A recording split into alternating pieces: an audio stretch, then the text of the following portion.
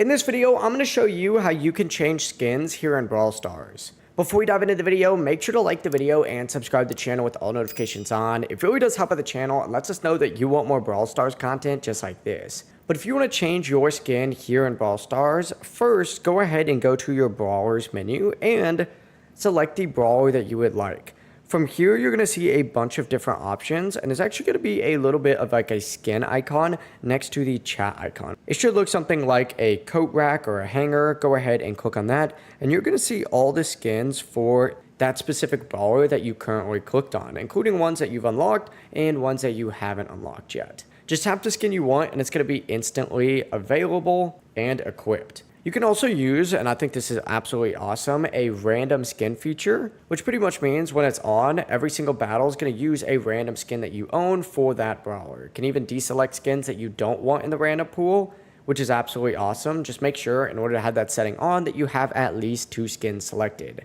But that's it. I hope this video did help you out. If it did, make sure to like the video and subscribe to the channel with all notifications on. It really does help with the channel and lets us know that you want more content like this. But with that being said, have a great rest of your day. Peace.